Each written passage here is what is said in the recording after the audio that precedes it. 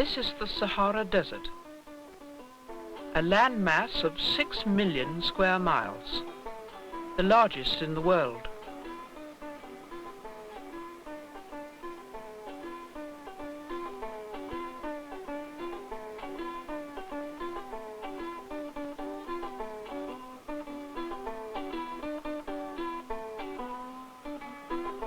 It is a desert that is not only growing, but becoming more intensely dry.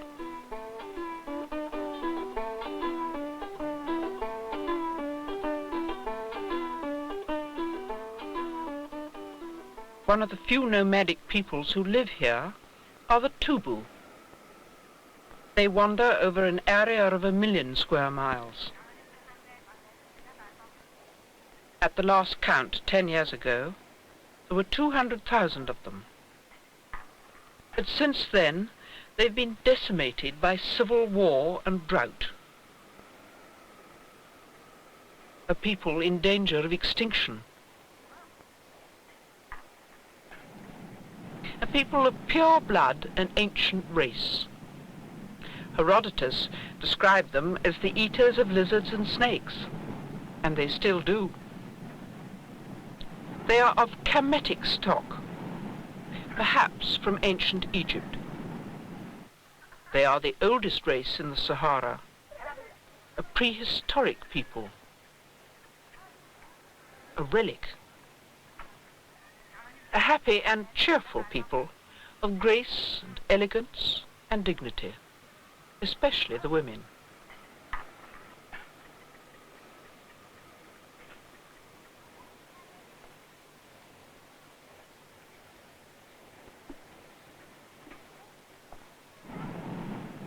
And though Muslim, the women are treated as equals by the men.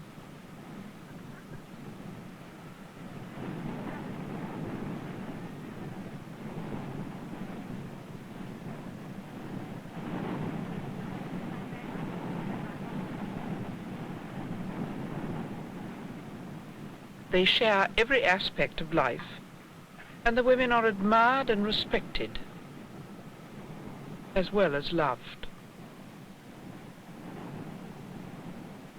They appear to be very fragile and have very little muscle. But both men and women have fantastic endurance and agility.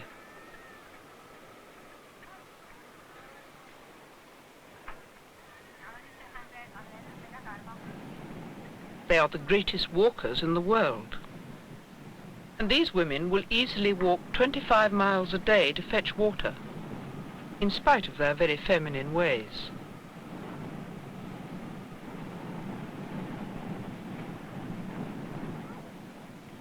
The prehistoric people who lived in the Sahara before the Toubou drew themselves on these rocks some 8,000 years ago.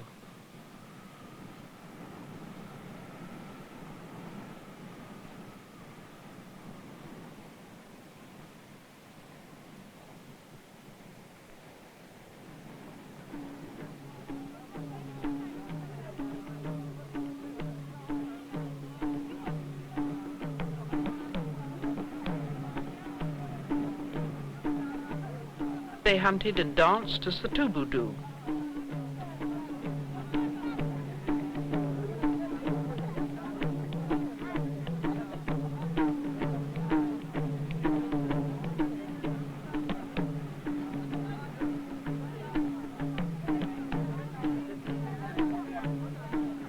But little more is known about them, except that there was much more water then, as these animals could only have survived in a much wetter climate.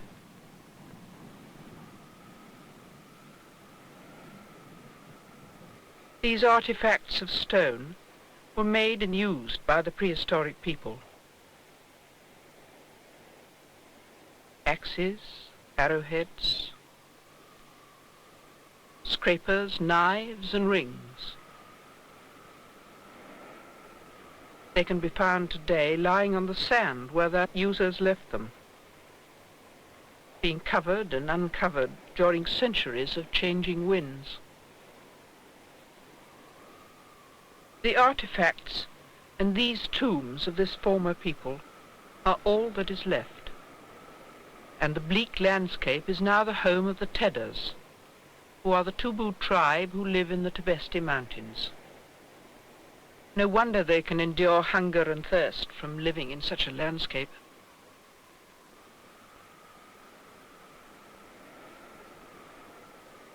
Sometimes, as a change from the blazing sun, the air fills with sand. Nostrils and eyes become clogged.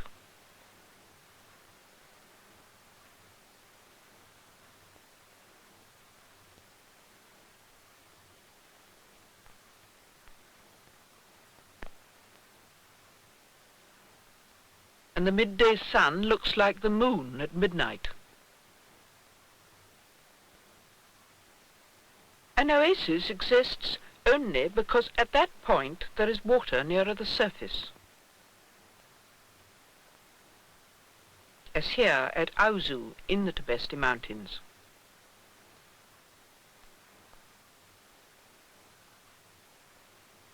Even if it is full of carbonate of soda, seen as a white deposit on the surface.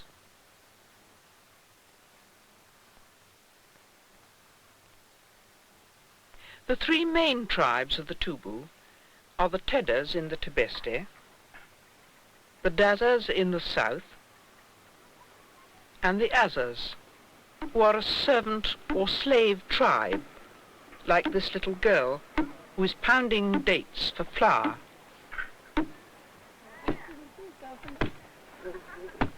While the Tedder women watch her. They would never marry an Aza.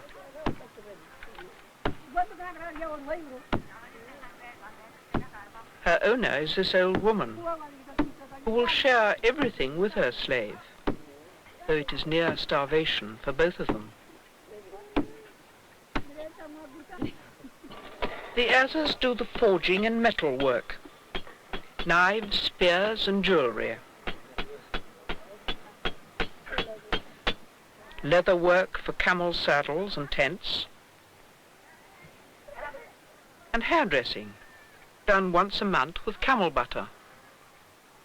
No Tedder would do her own hair.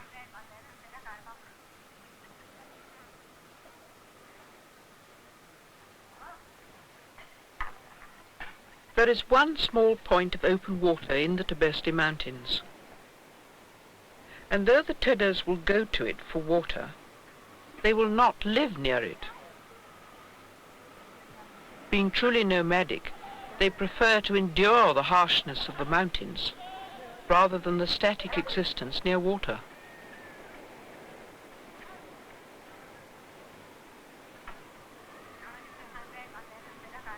Physical endurance goes well with vanity, and the silver crosses and safety pins in the hair of this young woman and the number of plaited tresses indicate that she has reached puberty. The nose ring goes in at marriage, and in moments of trouble can be bartered, but the need would have to be extreme, especially as jewellery and clothes are their most precious possessions.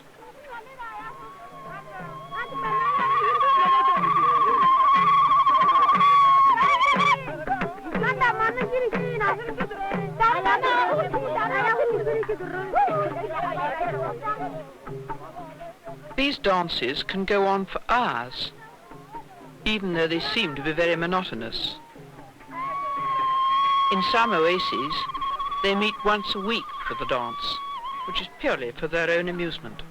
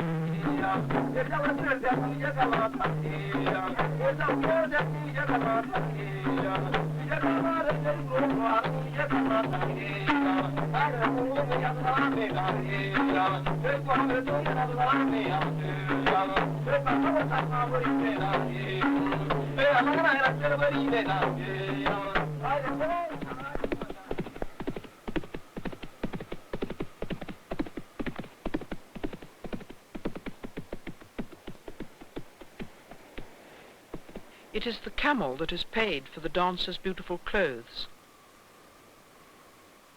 These camels are waiting to be sold to Libya in exchange for the rich brocades of the dancers. The camel is an essential part of the Toubou life. It provides food, transport, and clothing. Wool and skins for clothes and tents, milk and butter for eating, and butter also for dressing the hair, dung for burning, and meat. But no Toubou would kill a camel just for the meat. The ring is purely ornamental, but typical of the Toubou harness. The Tibesti camel has been known to cover 1,000 miles in a month, and being a mountain animal has a much thicker coat and is slower than the Arabian camel. It's a dromedary. The Tibesti camel can survive for a month without water, but when it does drink, it takes in 8 gallons at a time.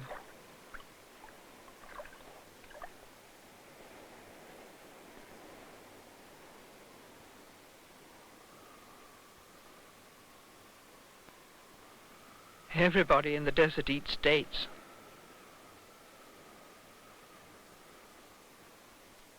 The palm tree is the other essential to the Toubou.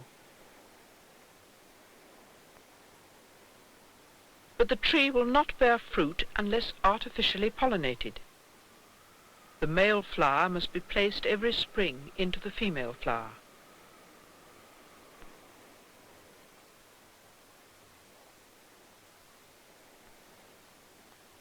The deep roots hold the tree against wind and sandstorms.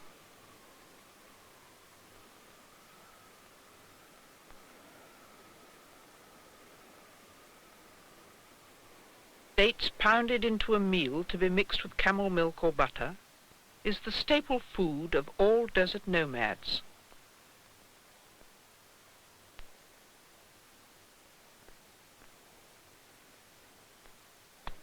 The great luxury and only stimulant is green tea boiled with sugar, or dates if there is no sugar.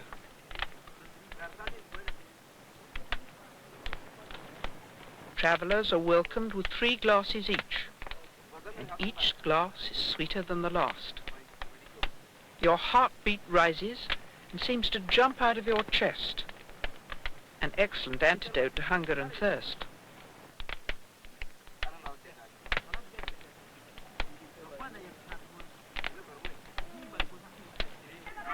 Even in the market of an oasis, there is little food to buy or barter. The Toubou have severe diet rules to train themselves to eat little.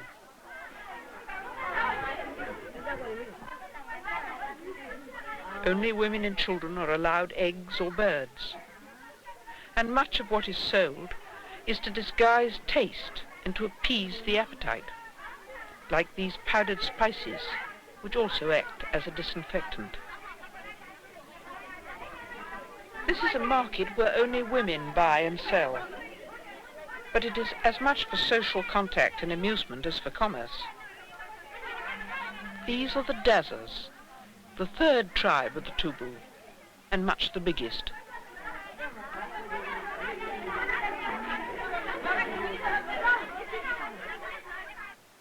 Rising early in the morning, each woman will leave her tent made from the fronds of the dum-dum palm, a tent that can easily be rolled up when the group decide to move on. And she will walk through a trackless desert with only the built-in sense of direction that is natural to the Toubou.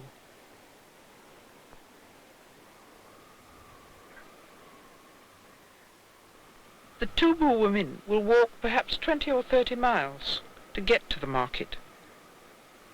It is the women who invent the songs, and many of them mock the personal habits of the men.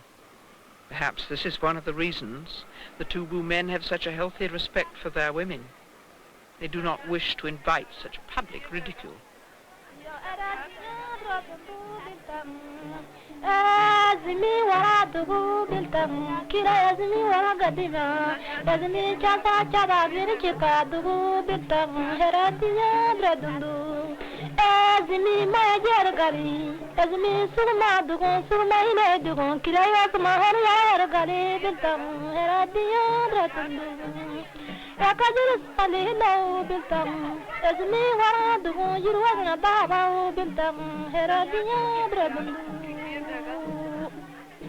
Arame dugu biltang, arame luna dugu biltang, rajni wara gadma dugu, kidai gadma gini chika dugu biltang, radiya bradundu, guru adar dira dugu biltang, gurda shashi mekinja kuri, adagara katni. The Toubou have no written language, but certainly make up for it by endless chatter.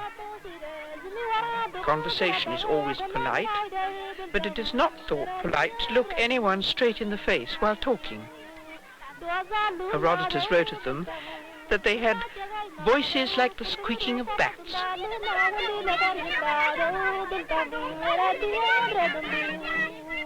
Most of the market is on a barter system because there is very little real money.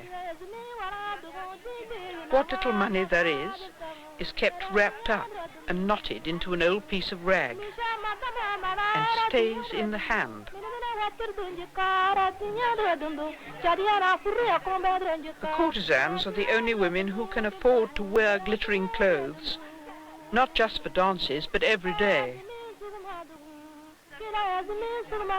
They are much respected because they possess real money.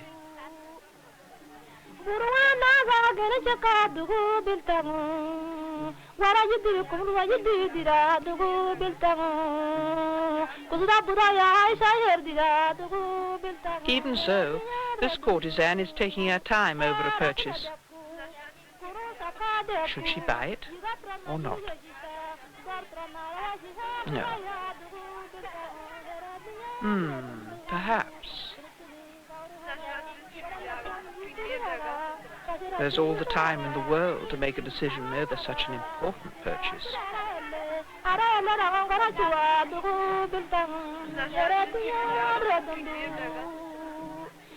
No, she can't afford it. Yes, she should have it.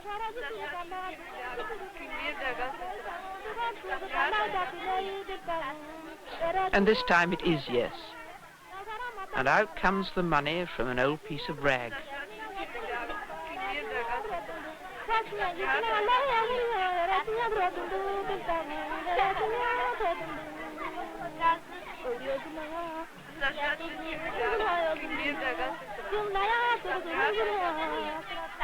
And what was this vital purchase?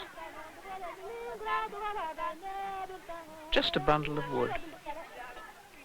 But not just a bundle of wood, but an essential to life for cooking or heat at night.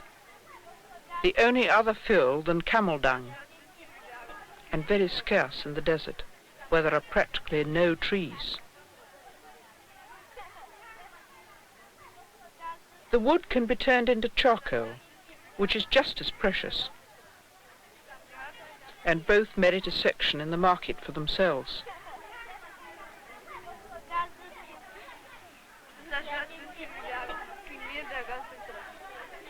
Children are loved and cared for, and will be breastfed till 3 years old.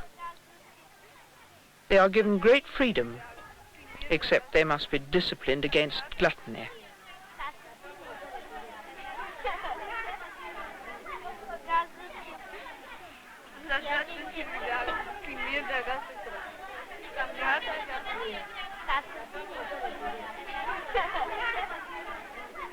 Chastisement is seldom, and though a mother may beat her daughter till she marries, her father will not touch his son after circumcision.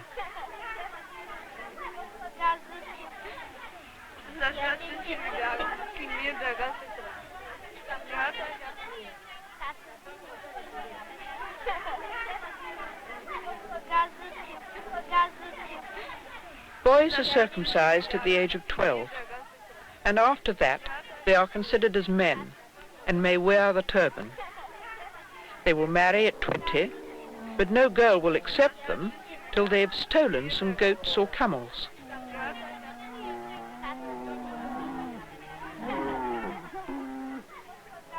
This is one of the hottest places in the world, with temperatures of around 55 degrees centigrade in the shade. So midday is the moment for everyone to sit still and wait.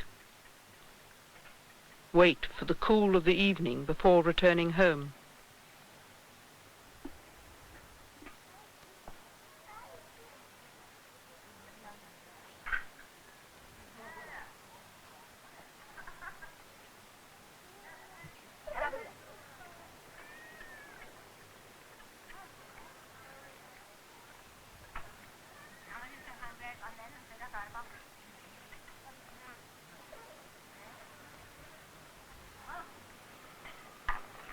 Many people have tried to control the Toubou, but without much success. In the past 100 years, there have been the Turks, the French, and now the African government of the Chad. Both the French and the Chadians have tried to help as well as to control the Toubou. But they are a difficult people, and civil war has been the result. At every contact, they just melt away into the desert.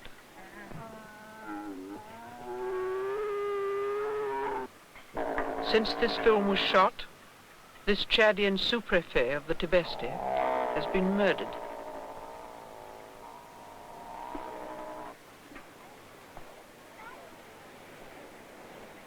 And this French sergeant, lent to the Chad army, has been killed. But the greatest killer will be the drought.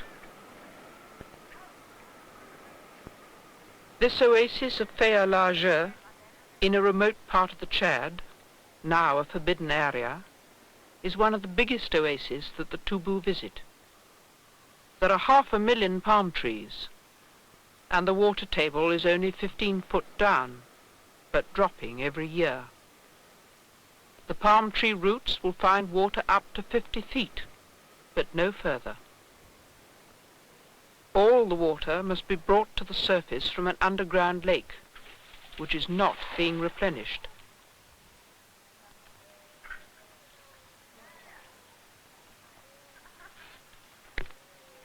Not a drop of rain has fallen here for 20 years, not even for 10 minutes a year. And there is now a drought across Central Africa, which is the most severe in recorded history. The accumulated drought of all these rainless years.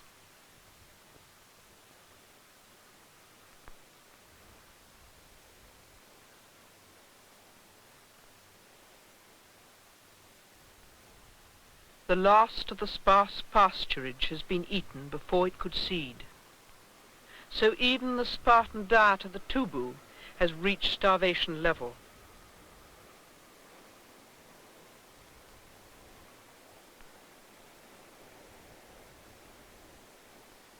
Nomadic people by their nature cannot settle.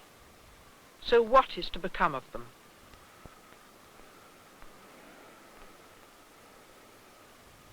Within a short time, the beautiful Toubou women may cease to exist.